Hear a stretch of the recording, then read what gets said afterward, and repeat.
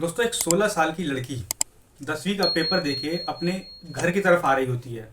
लेकिन वो रास्ते में से ही गायब हो जाती है। काफ़ी देर तक जब वो अपने घर नहीं पहुंचती है तो उसके बाद उसके घर वाले, उसके माँ बाप जो है वो परेशान हो जाते हैं। उस लड़की को ढूंढने लग जाते हैं। वो हर जगह उस लड़की को ढूंढते हैं।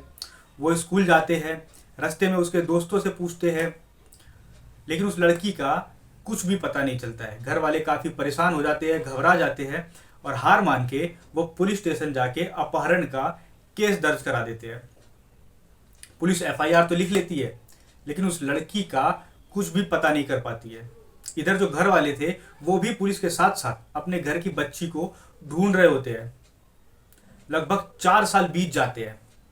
जब वो लड़की मिलती है तो ऐसी कंडीशन में मिलती है जिसे देखने के बाद हर कोई हैरान रह जाता है। दरअसल ये लड़की जब मिलती है तो ये अपने घर वालों को ही नहीं पहचान रही होती है। ये इतनी डरी होती है कि जैसे इसे लग रहा होता है कि वो लोग इसे मारने आए हैं, अभी ये लोग इसे पीट देंगे।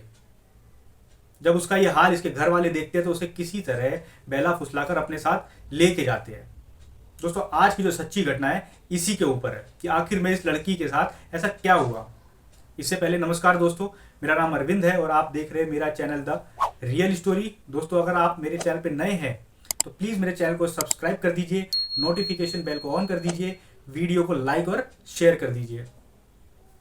दोस्तों, आज की जो ये सच्ची घटना है ये महाराष्ट्र के पुणे के मंचर शहर की है।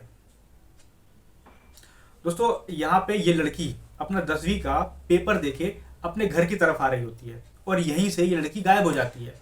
जब ये घर नहीं पहुंचती है तो इसके घर वाले परेशान हो जाते हैं और पुलिस कंप्लेन कर देते हैं। लेकिन पुलिस जो है वो इस पर खासा मेहनत नहीं करती है, इस लड़की का ढंग से पता नहीं लगाती है। इसका नतीजा ये निकलता है कि इस लड़की का लगभग 4 साल तक कुछ पता ही नहीं चलता है। इस बीच में इस लड़की के जो माता पिता होते हैं वो कई बारी पुलिस स्टेशन जाते हैं और अपनी बच्ची को ढूंढने की गुहार लगाते हैं। लेकिन हर बार पुलिस स्टेशन वाले इन्हें कह देते थे कि वो कोशिश कर रहे हैं, वो जल्द ही उस लड़की को ढूंढ लेंगे। लेकिन उसका नतीजा क्या होता है? लड़की का कुछ भी पता नहीं चलता है। लड़की के जो पिता होते हैं वो कई बारी प्रशासनिक अधिकारी तक को पत्र लिख देते हैं, लेकिन फिर भी उसका कोई जवाब नहीं आता है। अब हार मान के लड़की के जो परिवार वाले होते हैं वो खुद ही लड़की को ढूंढने में लग जाते हैं। वो हर एक जगह लड़की का दोबारा से पता करते हैं जहाँ पे उस लड़की के होने का पता हो सकता है। वो हर लोगों से पता करते हैं, लेकिन इसी छानबीन के बीच में एक नाम निकल के आता है। एक लड़के का नाम निकल के आता है जिसका नाम होता है जावेद शेख। घर वाले इस लड़के के बारे में पता करते हैं तो इन्हें पता चलता है कि ये जो लड़का है यही बहला फुसलाकर इनकी लड़की को लेके गया था और इसका अपहरण कर लिया है। अब इधर जो लड़की का भाई होता है वो इस लड़के के बारे में पता लगाना चाहता था कि आखिर में ये जावेद शेख है कौन और रहता कहाँ है।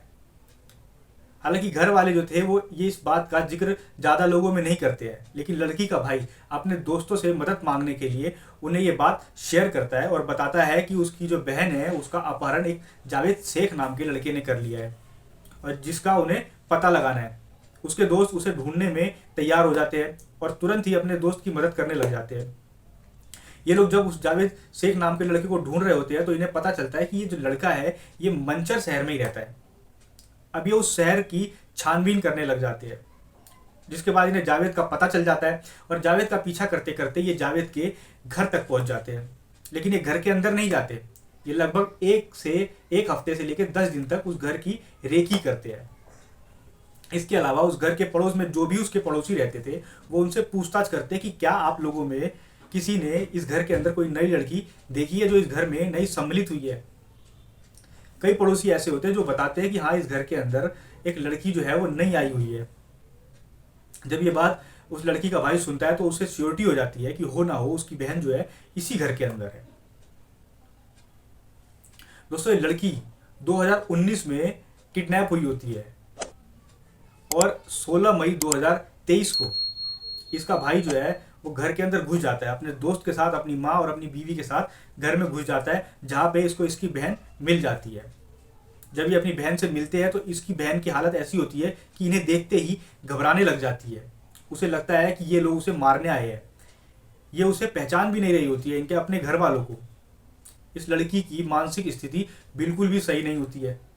इसके घर वाले इसे काफ़ी समझाते हैं प्यार करते हैं, दुलार करते हैं और इसे अपने साथ लेके जाते हैं और पुलिस में कंप्लेन कर देते हैं। जिसके बाद पुलिस जो है वो जावेद शेख नाम के लड़के को अरेस्ट कर लेती है।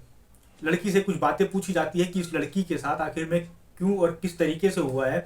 तो लड़की जो बातें बताती है, इसको सुनने के बाद उसके घर वालों के आंसू तक नहीं रुक रहे होते हैं। हालांकि जो लड़की बातें बताती है उसके साथ इतनी बर्बरता हुई होती है जिसे सहना हर किसी के बस की बात नहीं होती है। लड़की सिर्फ मात्र 16 वर्ष की होती है उस वक्त जब इसके साथ ये घटना घट रही होती है। लड़की बताती है कि जावेद शेख नाम का एक लड़का होता है, उसे प्यार प्रसंग में फंसा लेता है। जिसके बाद जब वो 10वीं का पेपर दे के आ रही होती है तो उसके बाद उसे शादी का झांसा देकर अपने साथ अपने घर लेके चला जाता है और घर ले जाने के बाद वो उसकी मर्जी के बगैर उसके साथ जबरदस्ती शारीरिक संबंध बनाता है। लड़की उसका विरोध करती है लेकिन वो नहीं मानता और उसके साथ जबरदस्ती कई बार शारीरिक संबंध बनाता है। उस लड़की को उसके परिवार वालों से मिलने तक नहीं देता है। यहाँ तक कि उसके घर वाले, जो लड़के के जावेद के घर वाले थे, उसकी माँ थी, उसकी मौसी थी और जावेद खुद उनके साथ मिलकर इस लड़की को मारा पीटा करता था। जब भी लड़की इसका विरोध करती थी ये उन्हें लड़की को पीट दिया करते थे, प्रताड़ित किया करते थे। लड़की कहती है कि इसे जबरदस्ती 6 महीने तक एक रूम में बंद किया होता है। इसके अलावा ये लड़की कहती है कि साल 2020 में यानी दिसंबर में, साल के आखिरी महीने दिसंबर में इस लड़की के साथ ये जावेद शेख शादी करता है पूरे मुस्लिम रीति रिवाज के हिसाब से। और उसी वक्त ये बताता है कि ये जो लड़की है और ये लड़का जो है वो निगाहनामे में दोनों बताते हैं कि ये बालिग है। हालांकि जो लड़की का जन्म होता है वो साल 2002 में हुआ होता है और इस लड़के का जन्म साल 2001 में हुआ होता है, लेकिन ये दोनों ही बालिग नहीं होते हैं। फिर भी निगाहनामे में लिखवाते हैं कि ये दोनों बालिग है और लड़की जो है वो इसी धर्म की है। जिसके बाद ये उससे शादी कर लेता है। लेकिन इसकी जो जुर्म की इंतहा थी, इस लड़की को परेशान करने की हद थी, अभी पूरी नहीं हुई थी। इसके घर वाले इसको लगभग पीटा करते थे, मारा करते थे, प्रताड़ित किया करते थे। लड़की शारीरिक और मानसिक रूप से बुरी तरह टूट चुकी होती है। लेकिन फिर भी ये लोग नहीं रुकते। ये लड़की बताती है कि इसके साथ जबरदस्ती की गई थी, इस लड़की से जबरदस्ती देह व्यापार भी करवाया गया होता है। यहाँ तक कि ये लड़की अपने शरीर के हिस्सों को दिखाती है जिसपे इसके शरीर पे सिगरेटों से दागे हुए धब्बे भी मिलते हैं। इसके शरीर को सिगरेटों से दाग दिया होता है। जरा सोचिए कि 16 साल की लड़की जो कि 10वीं में पढ़ती है, उसकी मनोस्थिति क्या होगी जब उसके साथ ये बर्ताव हो रहा होगा। वो लड़की अब इतनी डर चुकी होती है कि उसके आइट साइड भी कोई आता था या उसकी परछाई भी होती थी तो वो घबरा जाती थी, कहीं उसके साथ फिर से कोई हैवानियत तो नहीं होने वाली है। इसी बीच में उसका भाई पूरी मेहनत करता है और अपनी बहन को किसी तरह ढूंढ के निकाल देता है। दोस्तों, पुलिस जो है वो 17 मई 2023 को इस जावेद नाम के लड़के को अरेस्ट कर लेती है और इस पे अपहरण का केस धारा 363, धारा 376 लगा देती है और पोस्को एक्ट के तहत कार्रवाई करती है। इसमें भी धारा 4, 6, 8 और 10 लगाती है। हालांकि जब लड़की की शादी हुई होती है क्योंकि लड़की उस टाइम बालिग नहीं होती है और पुलिस उसके बाद इसके ऊपर कार्रवाई करके इसे पकड़ लेती है। दोस्तों, ये घटना आपको सुनाने का सिर्फ इतना ही उद्देश्य है कि आप इस घटना को सुन के परेशान ना हो। किसी का मन विचलित करना मेरा उद्देश्य नहीं है। मेरा उद्देश्य सिर्फ इतना है कि आप लोग जागरूक हो जाए और सभी वो बहनें जागरूक हो जाए जो ऐसी चीज़ों में फंस रही हैं, और वो माँ बाप भी थोड़ा सा सतर्क हो जाए जिनकी लड़कियां जो है वो थोड़ी बड़ी है, वो किसी तरह भी उनका ख्याल रखे, उन पर थोड़ा ही सही निगरानी रखे कि आखिर उनकी बच्ची किससे मिल रही है, जिससे वो मिल रही है क्या वो सही है या नहीं है। दोस्तों, समय रहते अगर पुलिस ने अपना काम किया होता तो ये लड़की अब तक मिल चुकी होती।